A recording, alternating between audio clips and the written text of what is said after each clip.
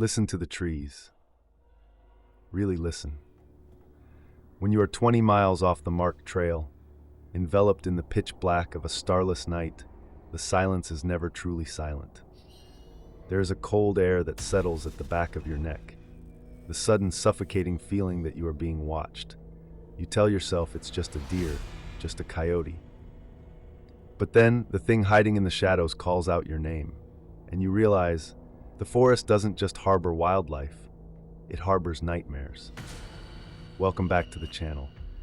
Millions of people visit national parks every single year. They take their photos, they walk the paved trails, and they leave before the sun dips below the horizon. They believe they are safe, but the men and women who wear the uniform, the rangers who patrol the millions of acres of untouched primal wilderness, they know the truth. There are places in the deep woods where human rules no longer apply, places where people simply vanish. Tonight, we delve into 3 verified, highly disturbing accounts from active and former park rangers. Stories they are explicitly told not to share with the public. Turn off your lights, put on your headphones, and whatever you do, do not look out your window. Our first account comes from a seasoned search and rescue ranger in the Pacific Northwest. We will refer to him as David. David had been on the job for 12 years. He knew the topography of the Cascades like the back of his hand. But in the autumn of 2018, he encountered something that forced him to hand in his badge. It was mid-November. The tourist season was dead, and a heavy, suffocating fog had rolled into the valley. Visibility was less than 30 feet. Dispatch radioed David regarding a hiker who had missed his check-in time at the northern trailhead. Standard protocol. David packed his gear, turned on his radio, and began the 6-mile trek up Slide Ridge. The forest was completely dead. No birds, no insects, just the damp, heavy silence of the fog. About 3 miles in, David stopped. He thought he heard a voice. He keyed his radio. Silence. He yelled out, identifying himself as a park ranger. From the dense white wall of fog to his left, down a steep, unmarked embankment, a voice called back. "Help me, my leg is broken." It was a man's voice, weak, trembling.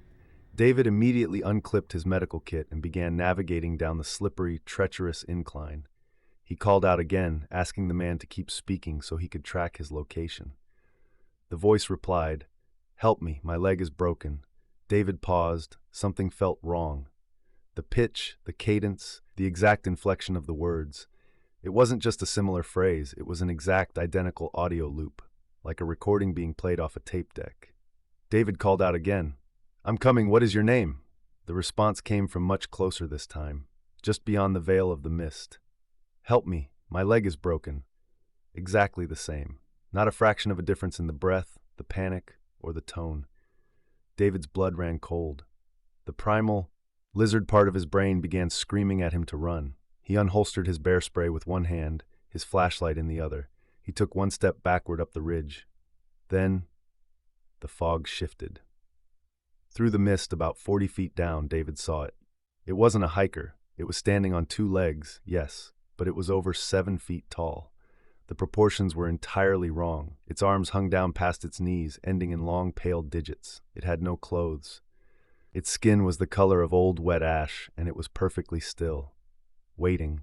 David didn't breathe. The creature's head slowly tilted to an unnatural 90-degree angle.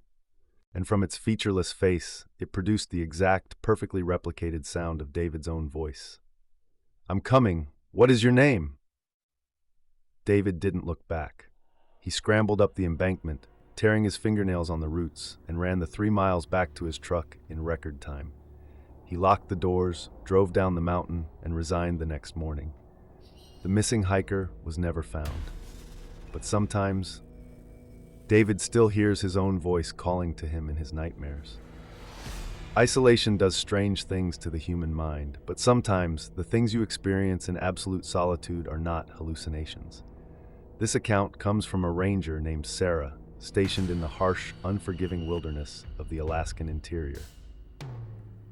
It was late January. The temperature had dropped to negative 20 degrees. Sarah was conducting a routine multi-day snowmobile patrol of the northern boundary. As a sudden, blinding whiteout blizzard rolled over the peaks, she was forced to seek shelter in an abandoned, off-grid firewatch cabin in Sector 4. The cabin had been decommissioned in the 1980s. It was nothing more than a wooden box on stilts, accessible by a rotting wooden ladder. Sarah climbed the ladder, broke the rusted padlock, and pushed her way inside. The cabin was freezing, smelling of dust and dried pine. There was no electricity, just a rusted wood stove, a single cot, and an old wooden table. She started a fire, laid out her sleeping bag, and listened to the storm rage outside. By midnight, the wind was screaming against the walls.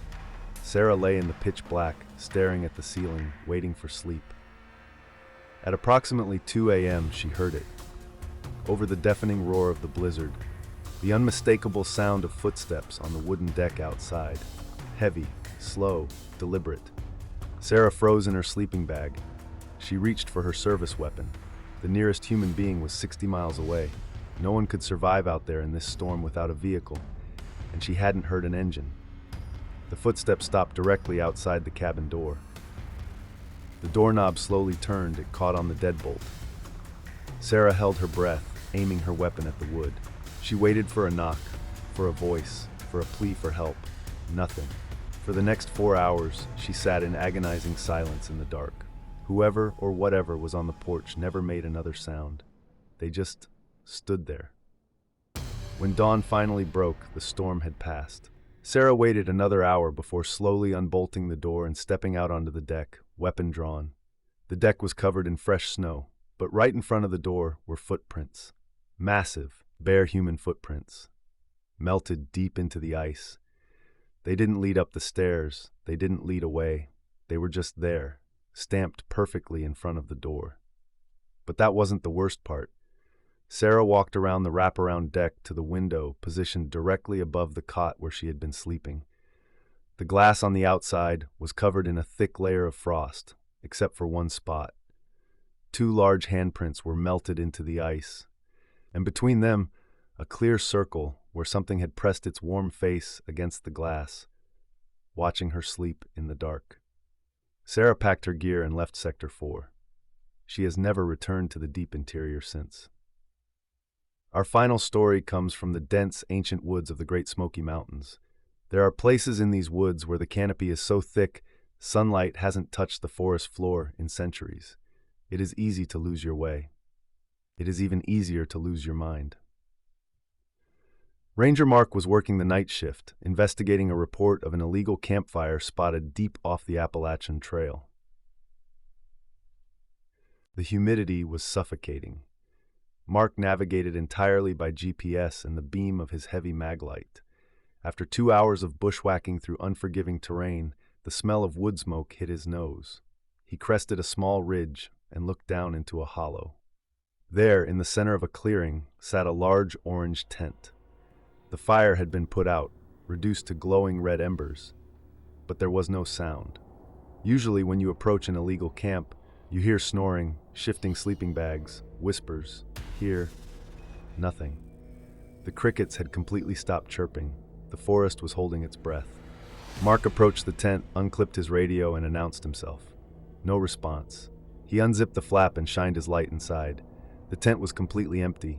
No sleeping bags, no backpacks, no food, just bare, flattened grass. Confusion washed over him. He stepped back from the tent, sweeping his flashlight in a 360-degree arc around the clearing. When the beam hit the tree line to the north, it stopped. Standing exactly shoulder to shoulder, just inside the shadow of the trees, were 4 people. 2 men, 2 women. They were dressed in pristine, clean hiking clothes, but they weren't moving. Mark ordered them to step into the light. They didn't blink, they didn't breathe. They just stood there, staring straight ahead at nothing. And as Mark cautiously took a step closer, his stomach violently dropped. Every single one of them was smiling. It wasn't a friendly smile.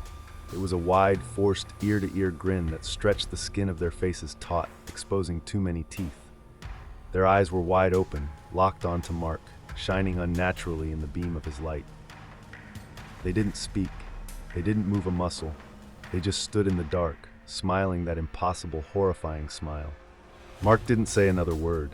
He turned off his flashlight to avoid drawing them, plunged himself into the pitch black of the forest and sprinted blindly through the thorns and brush until he reached his vehicle. He brought a heavily armed team back the next morning. The tent was gone. The ashes were gone. There were no footprints. Whatever he saw in that hollow, it wasn't human. And it is still out there. The woods are ancient. They were here long before us, and they will be here long after we are gone. When you step off the trail, you are no longer the apex predator. You are simply a guest in their domain. If these stories sent a chill down your spine, hit the subscribe button and turn on the notification bell.